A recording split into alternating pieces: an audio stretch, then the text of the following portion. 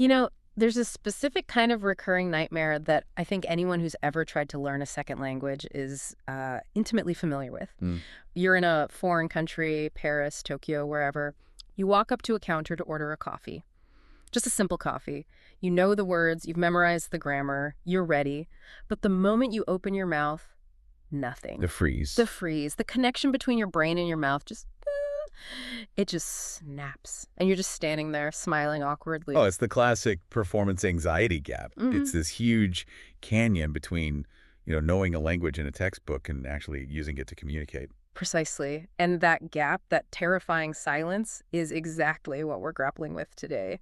We are doing a deep dive into a stack of documents that, well, claims to have the solution. We're looking at the Cambridge Lower Secondary English as a Second Language Curriculum Framework, specifically document code 0876, along with its guidance on writing. And before you tune out, because that sounds incredibly dry and administrative, let me just stop you. This is not just a syllabus. No, not at all. Reading through it, it felt more like a manifesto on how to think. It's a blueprint for cognitive development, really. Yep. It's a guide for taking students in that incredibly awkward age range, 11 to 14. Middle schoolers. Right. And trying to turn them into what Cambridge calls global citizens. I mean, that's a massive mandate for a language syllabus. It is, but you see why they frame it that way. The entire philosophy is a shift from how I remember learning languages. The old way was, here are words, here are rules, memorize them, test on Friday. Yep. This framework is obsessed with a phrase that just keeps popping up. Communicative competence. Communicative competence. That is the North Star here. So let's define that right away. Right. What is the difference between just, linguistic competence and this communicative competence? Sure. Think of it like learning to drive a car. You can sit and memorize the owner's manual. You can know exactly what the crankshaft does, the gear ratios. All the theory. All the theory. That's linguistic competence. You know the system. But that does not mean you can drive. Exactly.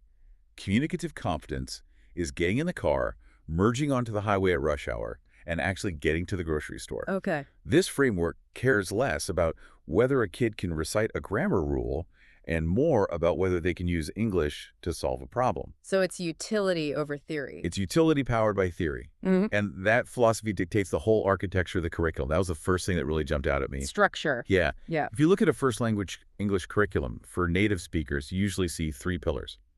Reading, writing, and then speaking and listening are sort of lumped together. Right, because the assumption is you can already do those. Correct. But this is for second language learners. So Cambridge builds it on 5 distinct strands. For reading, writing, speaking, and listening are all separate. But then they add this 5th element, which is really the engine room of the whole thing. Use of English. Use of English. I have to admit, when I first read that, it sounded a little redundant. I mean, aren't you using English when you speak? It's a crucial distinction. Think of the 4 skills: reading, writing, speaking, listening as the performance. That's driving the car. Right. Use of English is the mechanics under the hood. It's the vocabulary, the grammar, the sentence structures. It's the toolbox. I say, so you dip into the use of English toolbox so that you can perform the other skills. Precisely. And what's really interesting is how they measure that performance. They don't use arbitrary grade levels. They map everything to the CEFR. The Common European Framework of Reference for Languages? Yeah, we see this acronym on all the language apps now. It's the global gold standard. And this curriculum takes a learner from A1 up to B1. Okay, so A1 is basically survival mode. Total survival mode. Where's the bathroom? I am hungry. And B1? B1 is the independent user. This is where things get interesting. At B1, you can handle most situations while traveling. You can describe dreams, hopes, ambitions, And opinions. and crucially, you can give reasons and explanations for your opinions. That's a huge cognitive leap from survival to opinion. It is. And the framework tracks this through can-do statements. It shifts the focus from what you know about the language to what you can actively do with it. So it's not student understands the present tense. It's can describe people, places, and objects. I noticed that mirrored structure in how they handle reading and listening. The document treats them almost like the same process, just through different senses. That's so intentional. The substrands match up perfectly. Yeah. In both reading and listening, you start with global meaning. The big picture, the gist of it. Right. Is the speaker happy or angry? Then you drill down to detail, specific facts, dates, names. But then, and this is where it gets sophisticated, you have opinion. Distinguishing fact from opinion. Yes. Can the learner tell the difference between what actually happened and what the speaker thinks about what happened? I mean, that's a critical thinking skill, not just a language skill. That connects to the bigger picture here. They're not just building a dictionary in a kid's head. They're trying to build a specific type of person. The Cambridge learner. Yes, the Cambridge learner profile. There's this circle diagram in the source material with 5 attributes. And honestly, a lot of adults I know could use this list on their wall. I completely agree. It's a character framework. So the attributes are confident, responsible, reflective, innovative, and engaged. Let's break down confident, because that can be tricky in a language class. It's not about being the loudest person. In this context, confident means being willing to take risks. And the text says this explicitly, to learn from mistakes. Which goes right back to our intro and the freeze. You can't learn if you're terrified of looking silly. Exactly. You have to embrace the error. But the attribute I found most progressive and surprising was innovative.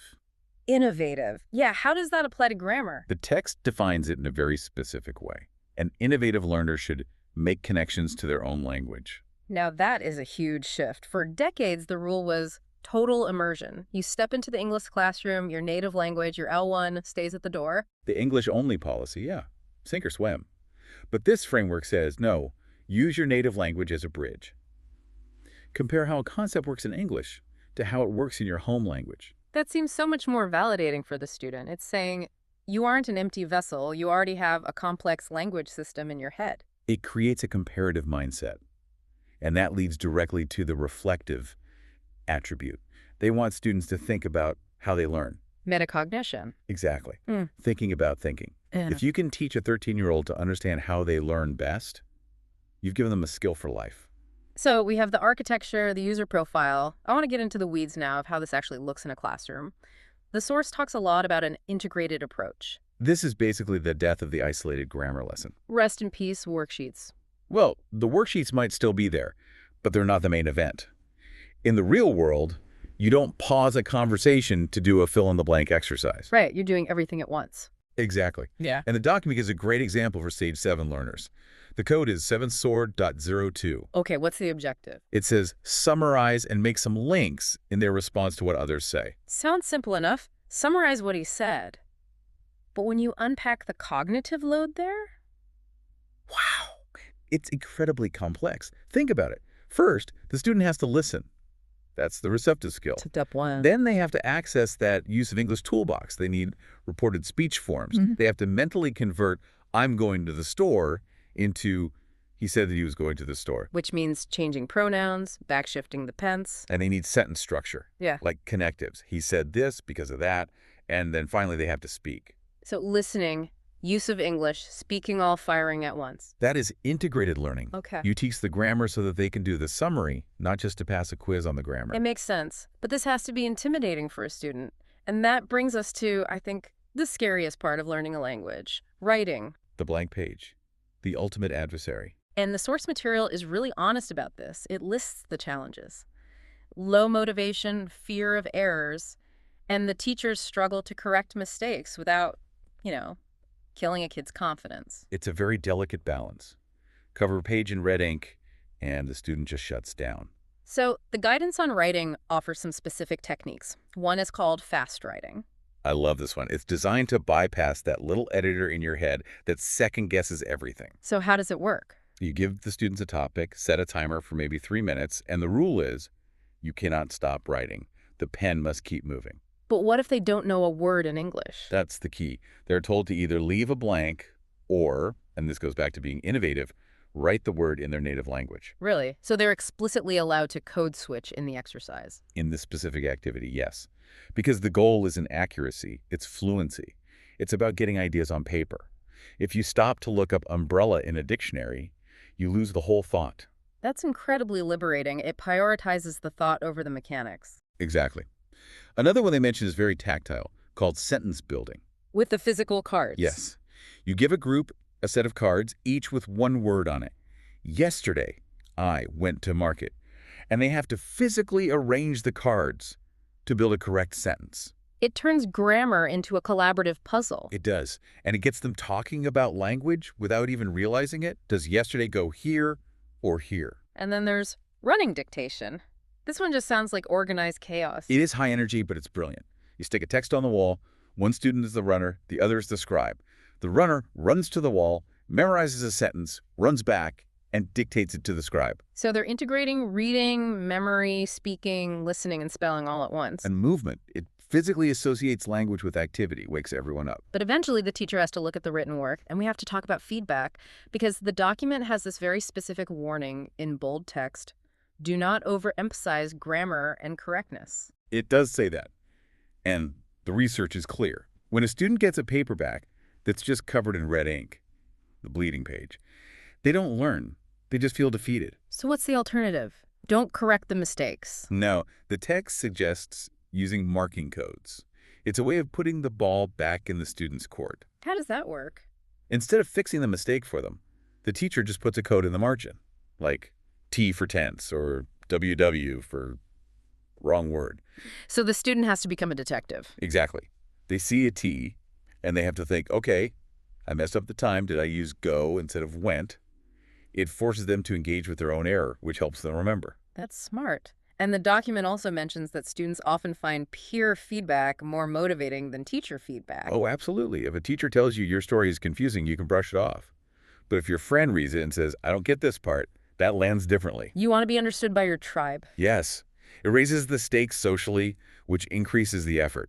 There was one more feedback tool I loved because it was so visual: the traffic light method for spelling. This is great for those nightmare words. Every class has them. Words like necessary or friend. The ones everyone gets wrong. Right. You create a wall display: red, amber, green.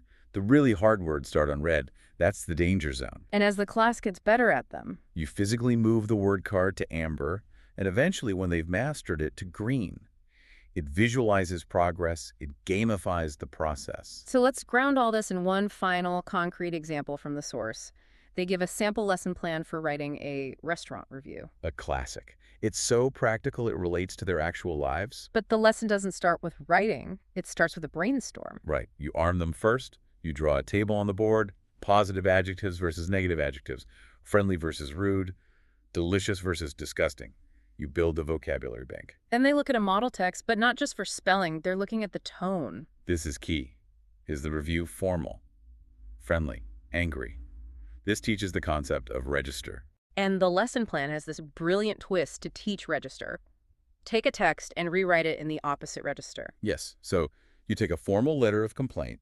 Dear sir, I am writing to express my dissatisfaction, and you have them rewrite it as a text message to their best friend. OMG, do not go to this place. The burger was gross, 0 stars. It totally changes the language, the grammar, the vocabulary, the sentence length, Yeah.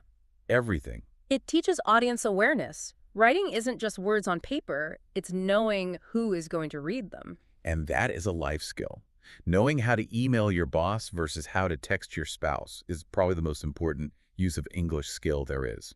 So when we zoom out and look at all of this, the strands, the learner profile, the teaching methods, what is the Cambridge framework really trying to do? Well, on paper, the goal is the Cambridge pathway, IGCSEs, A-levels, university.